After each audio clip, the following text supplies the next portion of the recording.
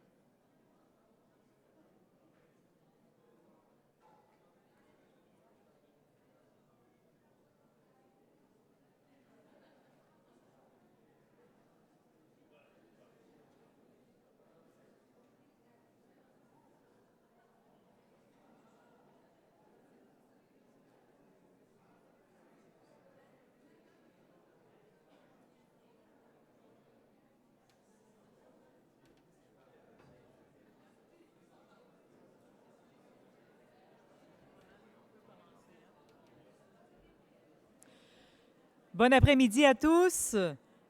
Je vous prierai de prendre vos places. Nous allons débuter la suite de ce symposium, partie 2 de ce symposium cet après-midi.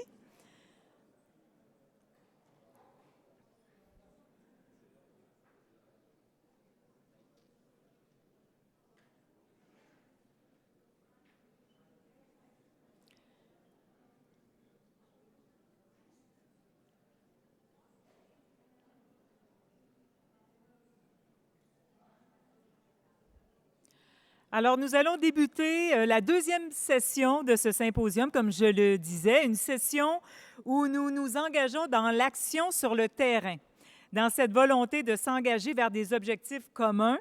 Il sera intéressant de vous entendre, vous exprimer. Encore une fois, je vais vous demander de vous exprimer cet après-midi, mais sur les actions concrètes locales prévues pour répondre aux situations particulières propres à chacune de vos villes. On aura bien sûr notre écho virtuel des délégations, j'y reviendrai parce que c'est toujours ouvert, toujours possible de faire des commentaires. Mais sans plus tarder, laissez-moi vous présenter le maire du Havre et ancien premier ministre de France, M. Édouard Philippe.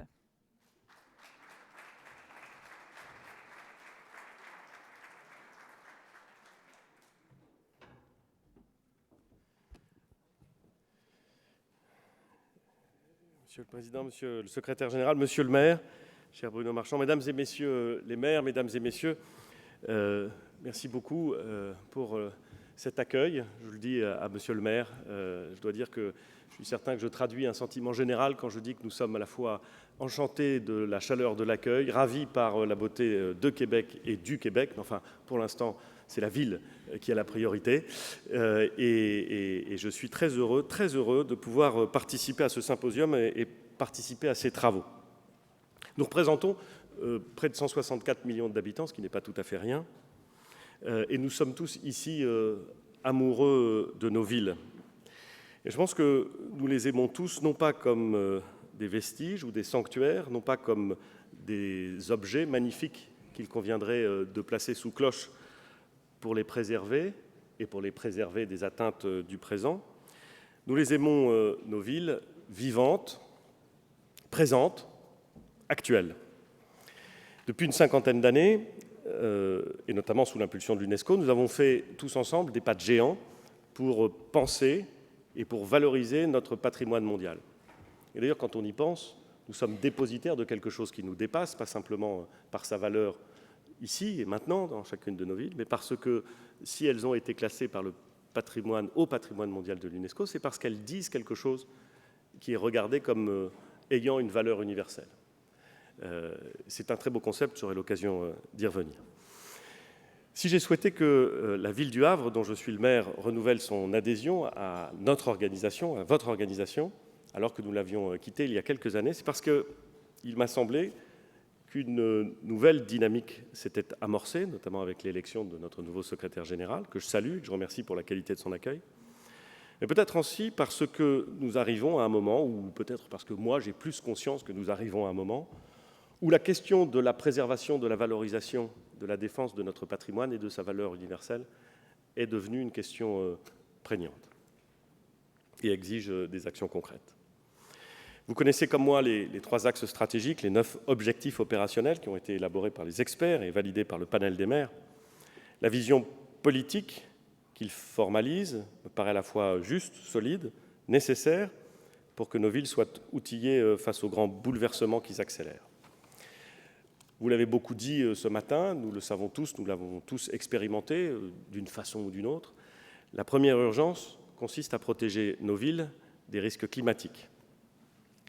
Certains ont peut-être évoqué la tragédie qui s'était déroulée à Lytton, un peu plus à l'ouest, c'est vrai, au Canada, lorsqu'un incendie a rayé la totalité de la ville de la carte, dans une commune où la température moyenne était traditionnellement à cette saison de l'ordre de 25 degrés et que la température, pour la 3e fois consécutive cette année-là, en 2021, atteignait une pointe à 49 degrés. Personne ne doute ici, je crois, personne ne doute de la réalité de cette transformation climatique, de la réalité de ce dérèglement climatique, et personne ne doute ici de l'enjeu que représente la valorisation et surtout la préservation du patrimoine dans un contexte de dérèglement climatique. Le Havre est une ville portuaire, elle a été construite pour être un port, et c'est d'ailleurs assez intéressant car avant même qu'il ne soit décidé par le roi François Ier au début du XVIe siècle de créer le Havre, il n'y avait rien au Havre. Nous sommes une ville de la Renaissance, ça ne se voit pas, la ville a été totalement bombardée en 1944, totalement rayée de la carte, elle aussi. Il est tombé plus de bombes en 1944 sur le Havre, en 2 jours, que sur Londres pendant tout le Blitz, pendant toute l'année 1940. Et cette ville a été reconstruite. Reconstruite, elle n'est plus aujourd'hui une ville de la Renaissance, mais c'est une ville qui, d'une certaine façon, montre que l'on peut renaître. Elle est reconstruite par un architecte urbaniste, Auguste Perret, qui utilise le béton comme on utilise la pierre du XXe siècle et qui construit une ville moderne qui, pendant très longtemps, a d'ailleurs été une ville qui ne suscitait pas l'adhésion de ceux qui y habitaient. Pendant très longtemps, au Havre, on pensait que le patrimoine, c'était ce qu'il y avait avant.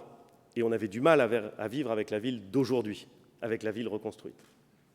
Et puis, progressivement, parce qu'on s'habitue, parce que l'œil s'aiguise, parce que le monde avance, les Havrais se sont rendus compte que la ville qu'on leur avait reconstruite était une ville, du point de vue architectural et du point de vue urbanistique, tout à fait étonnante, tout à fait particulière. en 2005, le classement au patrimoine mondial par l'UNESCO est venu objectiver ce sentiment que nous, Havrais, avions, et que beaucoup ailleurs en France n'avaient pas, c'est-à-dire que nous vivions dans quelque chose qui, par sa modernité, par son ambition, avait quelque chose comme une valeur universelle. Mais cette ville, je vous l'ai dit, elle est une ville portuaire, elle a été construite sur des marécages, et elle est donc soumise, de façon de plus en plus croissante, de plus en plus vive et de plus en plus inquiétante, aux évolutions climatiques, et notamment à l'élévation du niveau des mers. Comment protéger une ville en béton de l'élévation du niveau des mers, alors qu'elle est, pour 50% de sa localisation géographique, en zone inondable? Eh bien, mesdames et messieurs, c'est pas facile. C'est pas facile. En France, le premier réflexe est toujours juridique. Toujours juridique. Et donc, l'État, à juste titre, je n'en conteste pas la pertinence, a commencé par se préoccuper de cette question en édictant ou en imposant à la ville d'édicter des règles qui permettent d'éviter la construction, la densification, qui permettent de prévoir dans les plans d'urbanisme une meilleure circulation des eaux dès lors que nous nous trouvons en situation de submersion. Préserver l'existant à travers des règles n'est pas une mauvaise idée et je ne la critique pas. Mais, je ne suis pas sûr que la seule préservation à travers des normes soit le meilleur moyen, concrètement, sur le terrain, de préserver notre patrimoine. J'ai souvent une formule, peut-être y a-t-il ici des gens qui viennent de Hollande, enfin des Pays-Bas, j'ai souvent coutume de dire que si les Hollandais n'avaient fait que du droit, ils n'auraient pas construit leur pays. Et ils n'auraient pas construit sur l'eau. Ce n'est pas le droit qui permet de construire sur l'eau, c'est la technologie, c'est la science et c'est l'envie de dépasser le risque ou le milieu naturel. Alors c'est évidemment compliqué, mais nous devons concrètement ne pas simplement imaginer des systèmes juridiques qui garantissent la préservation et la maîtrise des risques, mais aussi, je crois, trouver des solutions opérationnelles, technologiques, comme ça a été le cas dans un certain nombre de villes classées au patrimoine mondial. Tout le monde a en tête les travaux gigantesques et probablement pas reproductibles partout qui ont été menés à Venise pour essayer de faire en sorte de limiter le risque naturel et de préserver le patrimoine. C'est la première chose que je voulais dire. Comment préserver le patrimoine en ayant conscience qu'il est essentiel de le préserver, mais aussi de le faire évoluer et d'y associer l'ensemble des technologies. Toutes nos villes sont probablement concernées, tous les continents sont concernés, et cette question de l'élévation du niveau de l'eau n'est pas propre, si j'ose dire, au Havre. Elle concerne bien des villes dans le monde, des villes indonésiennes par exemple, qui sont représentées aujourd'hui. Je crois que nous devons nous garder d'un écueil en matière de préservation de notre patrimoine et de valorisation de notre patrimoine, c'est l'idée de figer nos villes. Lorsque nous essayons de donner un sens à notre patrimoine, de le protéger, de le préserver, le premier réflexe est sans doute un réflexe de conservation. Ma conviction, c'est que le patrimoine est bien souvent beaucoup plus une affaire de réappropriation qu'une affaire de conservation. Le patrimoine, c'est ce qui traverse le temps. Et s'il traverse le temps, c'est qu'il est probablement sujet, et qu'il doit être sujet, à des évolutions, à des ajouts, à des compléments, avec beaucoup d'humilité, parce qu'il ne faut pas dénaturer le projet initial, mais avec beaucoup aussi d'intelligence, parce que nous ne pouvons pas figer nos villes dans le passé. C'est ce que je crois Madame la maire de Tunis est en train de mettre en œuvre avec son projet de revitalisation de l'antique Médina. C'est ce que le maire de Cusco développe grâce à son projet qui doit permettre d'améliorer la qualité de vie dans une ville dont la population a été multipliée par 10 en quelques décennies. Et on voit bien que dans une ville où la population a été multipliée par 10 en quelques décennies, l'idée même d'une conservation stricto sensu n'a pas de sens et l'idée d'une adaptation est nécessaire. On pourrait prendre des dizaines d'exemples parmi vous. Chaque fois, une sédimentation des strates urbaines nous renvoie à des grandes civilisations passées et présentes qui constituent nos identités, qui sont évidemment composites. Il ne faut toucher à ces strates que d'une main tremblante, mais je ne crois pas qu'il faille les momifier et je pense qu'il est indispensable de faire évoluer le patrimoine, de se le réapproprier en le complétant. Je voudrais donner un exemple qui est tiré du Havre, mais qui, à mon avis, est un exemple qui résonnera chez beaucoup d'entre vous. Nous avons décidé au Havre, donc cette ville reconstruite en 1944, où il y a déjà un certain nombre de tours, de construire une nouvelle tour en centre-ville. Nous avons évidemment pris soin, puisqu'on est dans le périmètre classé à l'UNESCO, de respecter l'ensemble des dispositions légales qui permettent de protéger le site. Le plan d'urbanisme, nous avons construit cette tour, nous construisons cette tour à un endroit où Auguste Perret avait prévu une tour mais ne l'avait pas construite. Bref, nous sommes dans la logique, dans le thème de la reconstruction. Et pourtant, cette tour qui est parfaitement admise par l'ensemble des habitants, il n'y a pas eu un recours, je le dis devant les maires français qui savent que quand on construit en France, souvent, il arrive qu'il y ait des recours. C'est d'ailleurs, à mon avis, pas propre à la France. Il n'y a pas eu de recours dans cette île. La tour est admise parce qu'elle s'intègre assez bien dans le paysage urbain. Et pourtant, on vient contester l'opportunité de cette construction. Des logements, une crèche en bas, des espaces verts, mais on vient la contester. Qu'est-ce que ça veut dire dans une ville, et notamment dans une ville moderne, protéger le patrimoine? Est-ce que c'est le figer ou est-ce que c'est le faire dialoguer avec des œuvres du présent? Cette question-là, elle est permanente. Elle s'est posée à Bordeaux lorsque le pont a été construit. Elle s'est posée, et elle se posera sans doute à Québec le jour où le tramway sortira de terre. Elle est consubstantielle du monde et des villes dans lesquelles nous vivons. Et je voudrais me livrer à un plaidoyer très engagé sur la nécessité de ne jamais envisager la préservation du patrimoine comme une simple conservation. Vous savez peut-être que Victor Hugo parlait des cathédrales en disant que c'était des livres de pierre. Et qu'au fond, à l'époque où l'imprimerie n'existait pas, on avait construit les cathédrales pour que celles et ceux qui avaient besoin de découvrir leurs racines puissent le faire. Évidemment, c'était des racines très religieuses, mais puissent le faire en venant lire ce qui était la construction et l'ornement des cathédrales. C'est le sens de cette remarque de Victor Hugo. Je parlais tout à l'heure de l'incendie de Lytton. J'ai assisté, parce que j'y étais présent et parce que j'étais Premier ministre, à l'incendie de Notre-Dame, qui, dans l'imaginaire français, Notre-Dame de Paris, la cathédrale de Notre-Dame de Paris, qui, dans l'imaginaire français, a une place très particulière, parce qu'elle est un symbole français, parce qu'elle est un lieu où l'union nationale, plusieurs fois, a été incarnée, parce qu'elle est l'objet d'un livre de Victor Hugo, parce qu'elle est vraiment, je crois, un des symboles les plus présents dans l'imaginaire français. Elle s'est embrasée le 15 avril 2019, et nous avons cru, nous qui étions présents, qu'elle allait s'effondrer.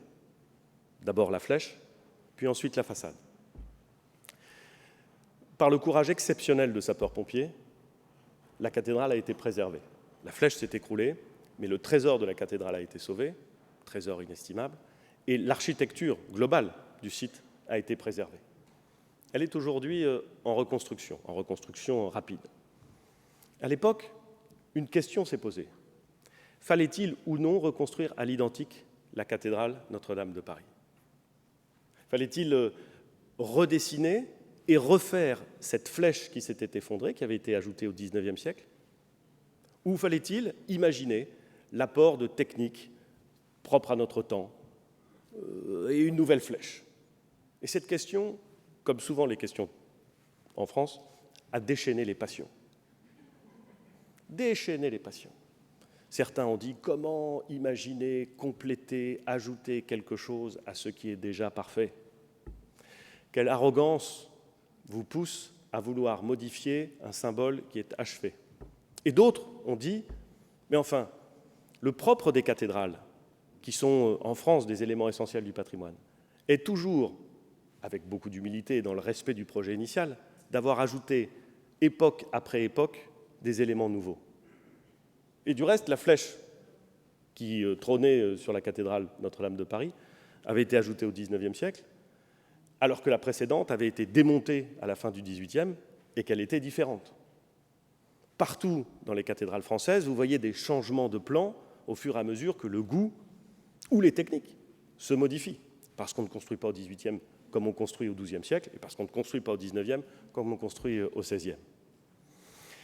Et je pense que dans l'idée d'une conservation absolue, dans la décision qui a été prise de conserver exactement le dessin initial et de reproduire à l'identique et avec les mêmes techniques la flèche de Viollet-le-Duc, la flèche du XIXe siècle, il y a quelque chose comme une forme, peut-être, de renoncement au consensus et de renoncement à l'idée que, au fond, préserver le patrimoine, c'est simplement le conserver.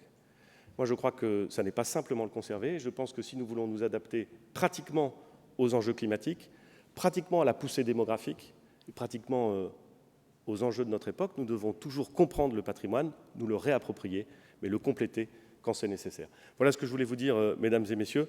J'espère que ces quelques mots n'auront choqué personne. Franchement, je ne crois pas. En tout cas, merci de votre attention.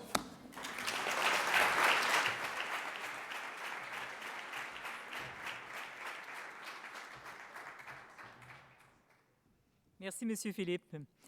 Alors, nous sommes prêts à vraiment débuter et à discuter de ces 9 objectifs pour cette deuxième session du symposium.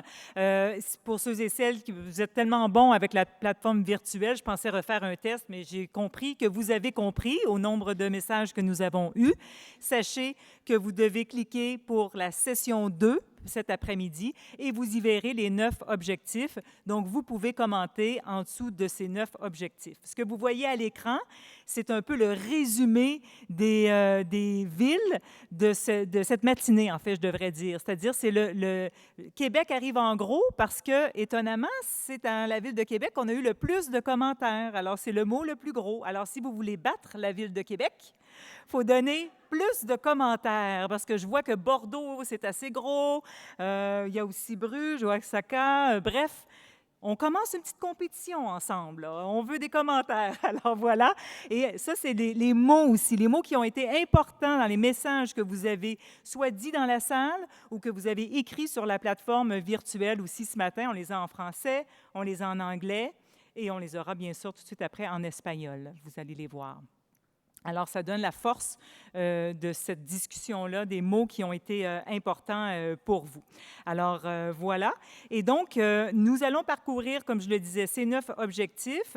Il y a 3 objectifs reliés pour chacun des axes que nous avons vus ce matin. Donc, pour discuter des 3 premiers objectifs qui sont développer une connaissance holistique des ressources patrimoniales, stimuler le sentiment d'appartenance et de responsabilité des citoyens et valoriser le capital patrimonial et la création architecturale, je vous prie d'accueillir le maire d'Évora, M. Carlos Pinto de Sá.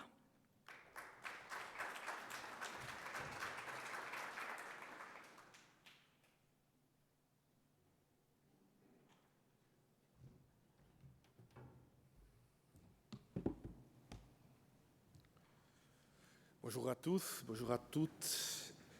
Chers collègues maires du Québec, je vous remercie de votre hospitalité et de votre travail essentiel pour ce symposium. Cher secrétaire général, chers collègues, chers participants au symposium, nos vies du patrimoine mondial ont été construites au fil des siècles en réponse aux besoins de la vie de chaque époque, mais dans une perspective à long terme tournée vers l'avenir. La transformation urbaine, tout en préservant notre identité, nous a permis d'évoluer et de construire un patrimoine qui va au-delà des pierres et qui est ancré dans l'expérience collective de notre peuple. Le patrimoine, sans les gens, a tendance à disparaître. Les gens sans patrimoine ont tendance à perdre leur identité qui les affirme en tant que communauté différenciée. Aujourd'hui, lorsque nous regardons l'avenir de nos vies du patrimoine mondial, nous sommes confrontés à une contradiction sociale. D'une part, les gens, surtout ceux formatés par les réseaux sociaux et par les grands médias standardisés et centralisés, veulent les médias. D'autre part, les défis auxquels l'humanité est confrontée, qui ont été bien exprimés ici par notre collègue du Québec et des autres collègues, exigent une vision à long terme, une vision stratégique, une vision holistique. C'est à nous, les dirigeants des vies du patrimoine mondial, d'apporter les réponses appropriées et nécessaires à ces défis, des réponses parfois impopulaires. Dans ce sens, je salue et je remercie la coopération qui a permis la préparation de ce symposium et qui nous permet de présenter à la discussion un document stratégique avec des objectifs opérationnels qui cherchent un programme commun de coopération entre nos villes. Dans ce document, l'axe 1 propose des vies inclusives et cohésives inspirées par leur identité et leur diversité culturelle. Le titre en soi est clair dans la vision qu'il propose, mais comme nous le savons, seules les propositions concrètes lui donnent un contenu réel et celles-ci découlent des objectifs opérationnels inclus dans cet axe. Objectif 1. Développer une connaissance holistique et partagée des ressources patrimoniales et de leur capacité de transformation.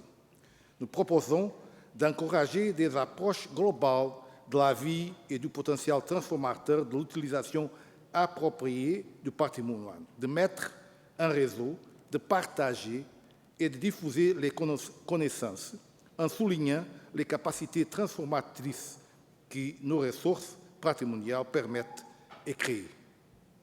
Objectif 2. Stimuler le sentiment d'appartenance et de responsabilité des citoyens pour la gestion des patrimoines bâtis, paysagers et intangibles dans une perspective de développement local durable.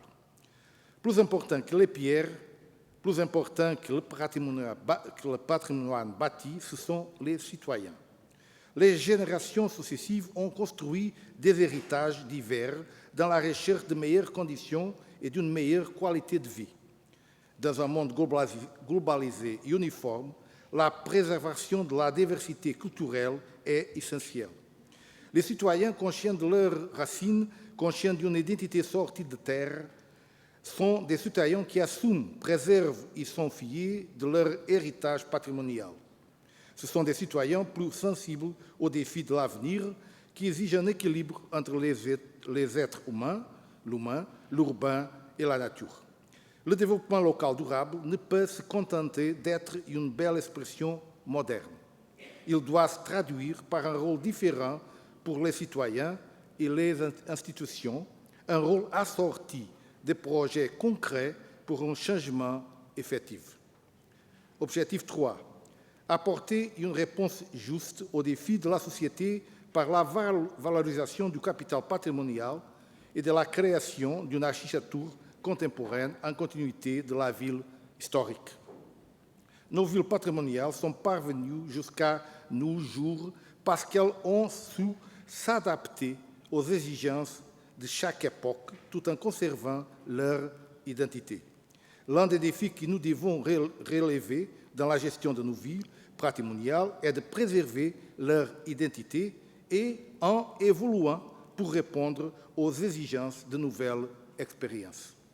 À Évora, par exemple, la Révolution d'avril de 1974, des œillets rouges, a lancé un projet de construction participative d'une nouvelle vie en continuité et en articulation avec le centre historique du patrimoine mondial. En réponse au manque de logements et dans un format coopératif, la municipalité, le grand architecte Cisa Vieira et un remarquable effort collectif ont construit le quartier de Malagueira, encore incomplet, mais aujourd'hui également en voie de classement au patrimoine. Il vaut la peine de tirer les leçons du passé pour construire un avenir meilleur. Permettez-moi maintenant de vous dire qu'Évora élabore un projet de transformation urbaine par la culture, basé sur le concept identitaire de Vagar, comme base de sa candidature pour devenir la capitale européenne de la culture en 2027. Vagar n'est rien qu'autre que la pleine conscience que, en tant qu'humains, nous sommes toujours en relation avec l'univers. Une conscience qui remet en question notre position de domination. Vagar implique la coexistence, la coévolution, le confinement, la création et la construction, l'éloignement dans le temps et dans l'espace, la mémoire et le collectif, mais aussi la résilience et l'attention. Cette prise de conscience est déterminante dans la manière dont nous préservons et vivons notre patrimoine, et ce projet de transformation répond, à mon sens, aux préoccupations des objectifs que je vous ai présentés, mais aussi aux autres axes et objectifs proposés.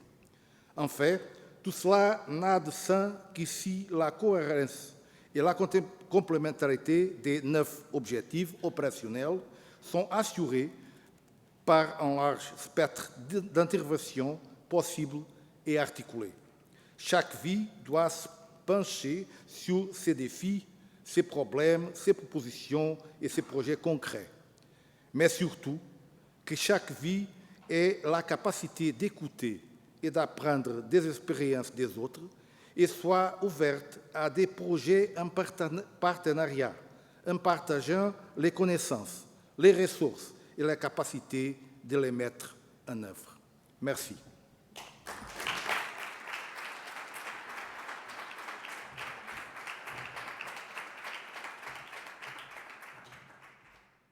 Merci beaucoup. Alors, c'est votre tour de vous exprimer. On va procéder de la même façon que ce matin. Alors, vous levez votre carton ou votre main et puis vous prenez le micro pour aller commenter si le cœur vous en dit, pour donner des idées, pour justement échanger sur ces 3 premiers objectifs que je rappelle: développer une connaissance holistique des ressources patrimoniales, stimuler le sentiment d'appartenance et de responsabilité des citoyens et valoriser le capital patrimonial et la création architecturale. Je vais lire quand même quelques mots qu'on a reçus sur la plateforme virtuelle. Je salue Mme O'Donnell de Our World Heritage qui dit « Édouard Philippe note un point intéressant. Nous ne devrions pas voir et traiter le patrimoine uniquement à travers le prisme de la préservation. » Ce sont les mots du maire. Et elle dit oui, la question que cela soulève est d'aborder l'adaptation et d'aborder la complexité de notre temps. Peut-être que vous avez des commentaires à ajouter pour ça. Il y a probablement des exemples dans plusieurs villes ici dans la salle qu'on pourrait soulever. Cette dualité du patrimoine avec le modernisme, comment mettre ça en lumière. Alors, n'hésitez pas si vous avez un ajout à apporter aujourd'hui. Je salue Tunis aussi, où on dit que tout patrimoine architectural appartient à ses habitants, ses occupants et ses usagers.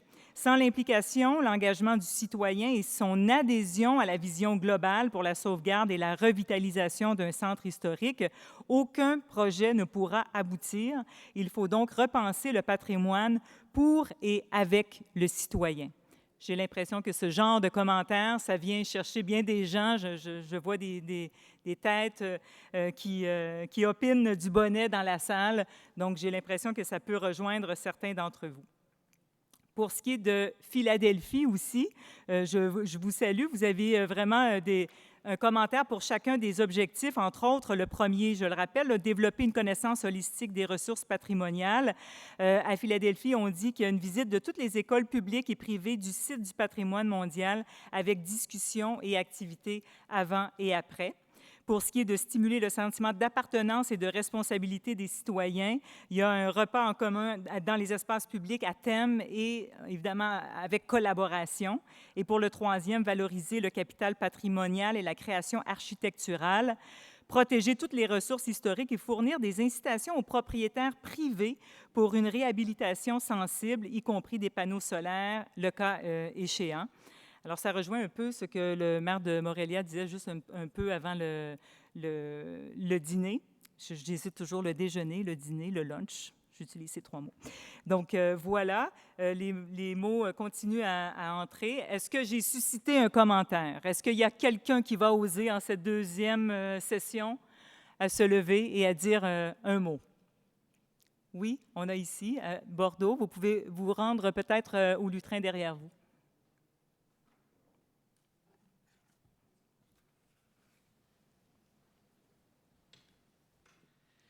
Oui, on m'entend? Bonjour, je suis Anne-Laure Monniot. Je suis dans les services techniques de la ville de Bordeaux. Depuis plusieurs années, je m'occupe de l'identification du patrimoine de la ville de Pierre à Bordeaux. Et depuis très récemment, en fait, c'est venu un peu avant la pandémie, on a mené une opération pour essayer d'intégrer la vie des habitants et notamment des associations de défense et de sauvegarde du patrimoine. On a appelé cette opération « Vous avez une carte à jouer », c'est-à-dire essayer de leur demander d'identifier le patrimoine et de nous apporter leur perception des choses en amont de leurs revendications de telle ou telle façon d'aborder les projets. La question que du coup suscitent les interventions que j'ai écoutées tout à l'heure, c'est de la même manière que nous revendiquons un peu d'être reconnus par nos partenaires du Centre du patrimoine mondial et de l'ICOMOS international ou de l'IUCN, n'y a-t-il pas un enjeu pour nous à sortir de notre position d'experts pour associer aussi la reconnaissance des éléments de patrimoine de la part des habitants, des acteurs économiques qui font vivre les villes et aussi des gens qui, pour l'une ou l'autre raison, les fréquentent. Voilà, c'était une intervention ouverture.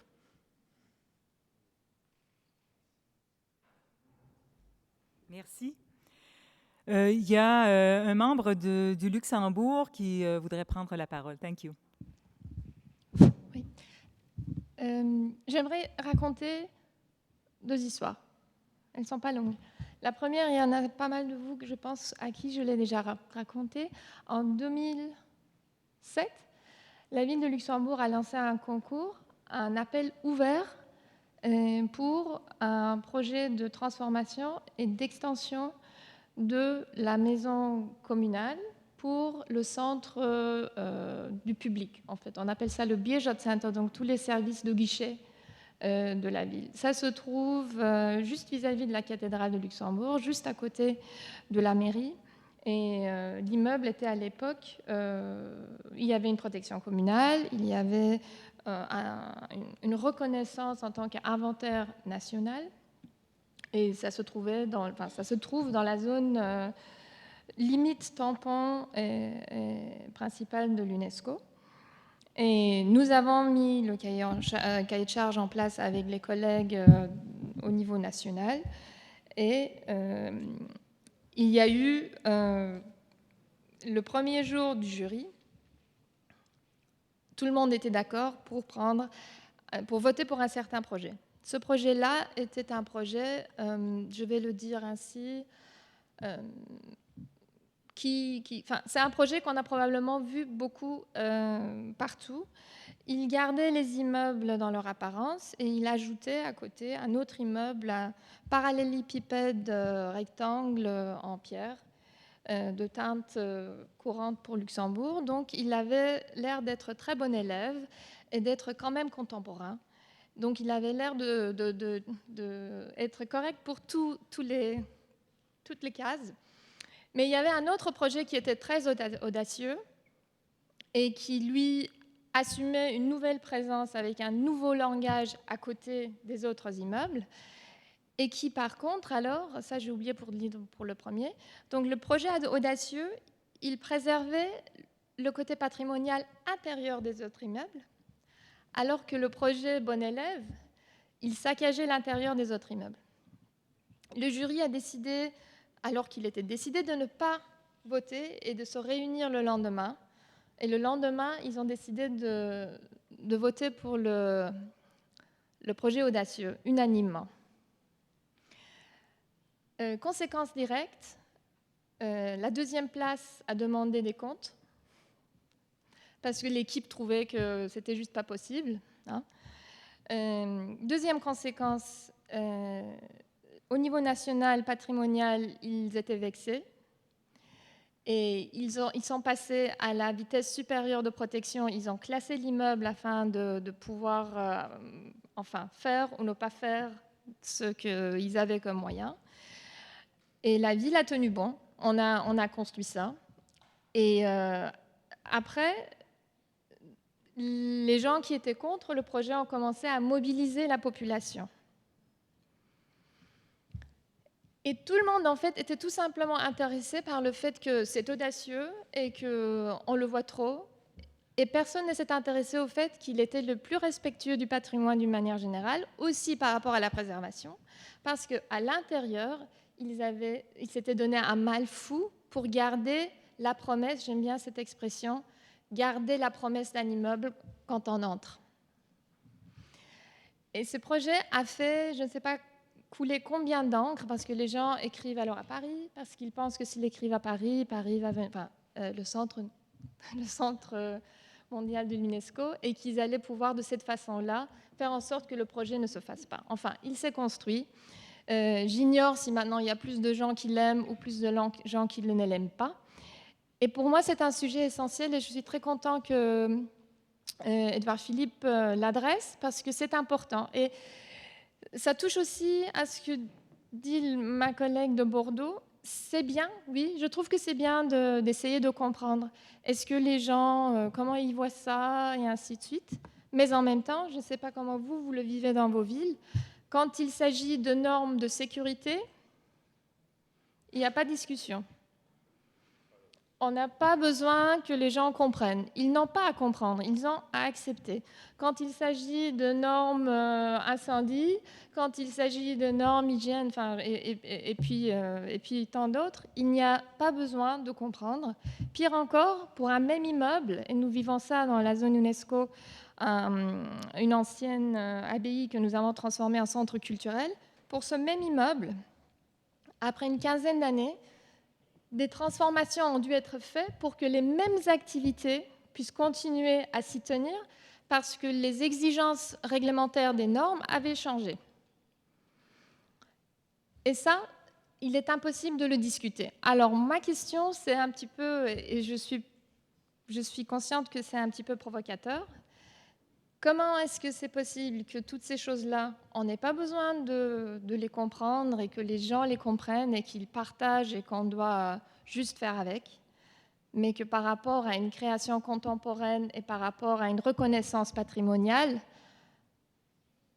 on doit aller convaincre tout le monde de le voir comme nous, et s'ils ne le voient pas comme nous, on va finir par devoir le voir comme eux. Question.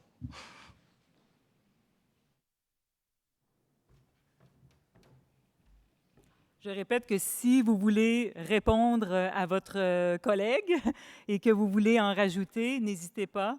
Vous pouvez très bien. On a un commentaire ici. You can go to the microphone. Merci.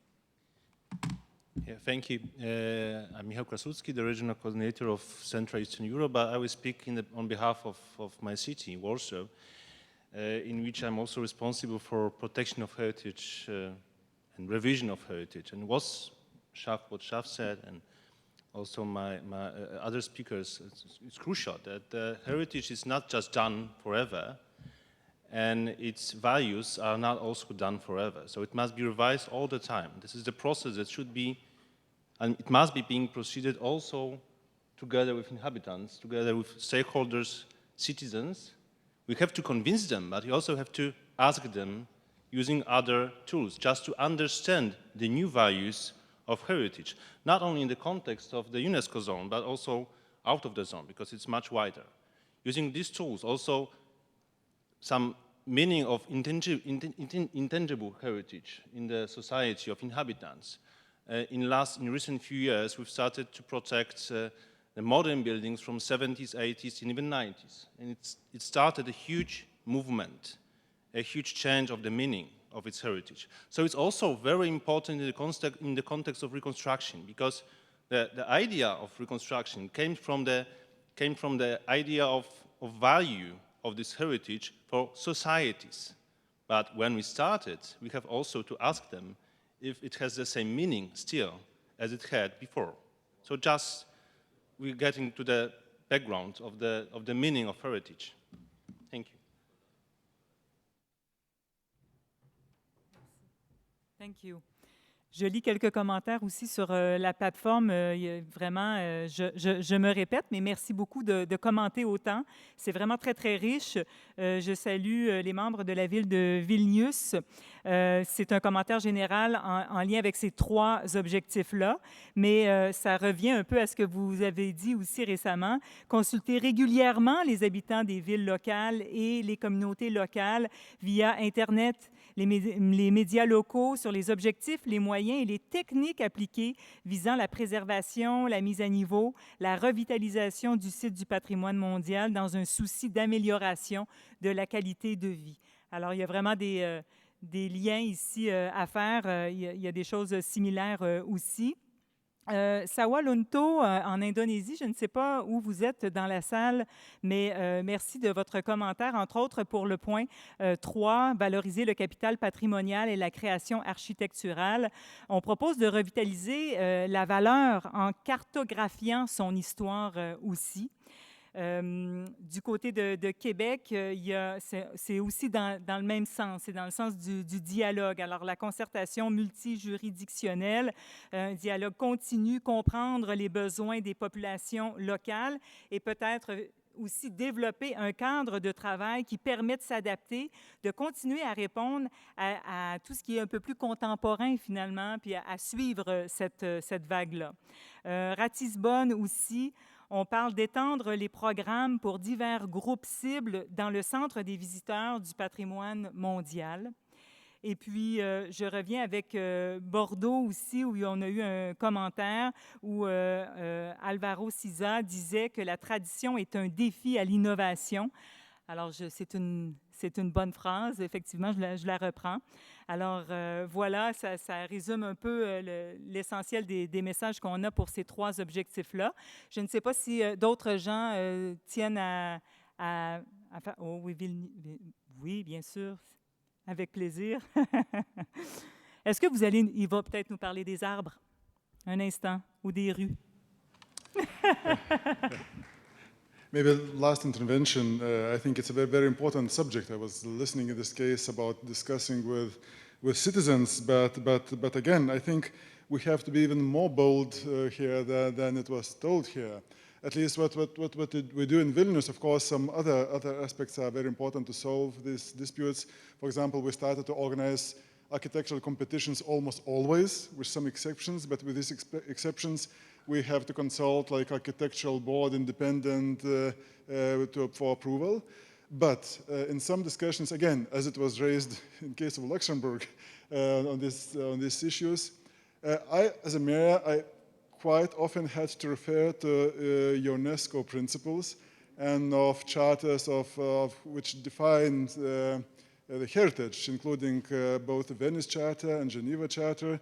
When some people say, let's rebuild this building which is completely destroyed and we don't know exactly how it was, or let's build a building which fits into the system and doesn't contradict like existing buildings.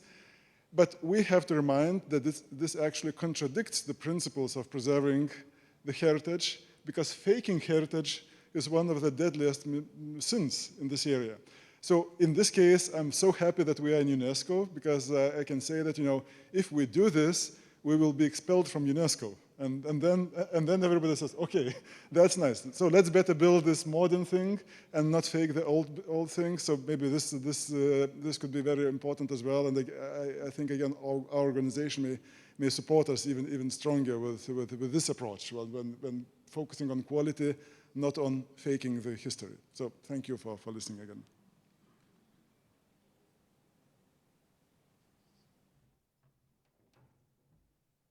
Est-ce qu'il y aurait d'autres commentaires avant la pause que nous allons prendre?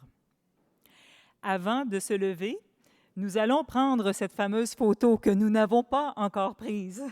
Alors, avant de quitter, les chefs des délégations et le secrétaire général, je vous demande de vous rassembler ici en avant. Et sinon, on prend une pause de 30 minutes et nous serons de retour à 14h30. Merci.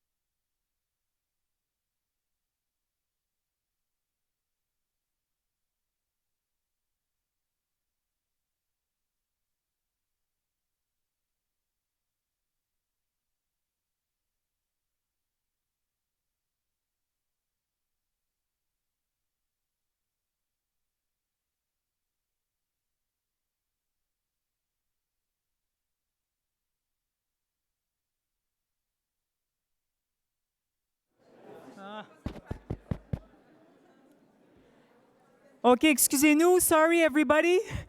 The official photograph is here. We will take place. On va reprendre nos places et nous allons prendre une photo. Pierre, est-ce que vous préférez des gens sur la scène ou pas? On veut les chefs des délégations, qu'on a dit. Fait que ça inclut aussi les maires. Non, je sais bien.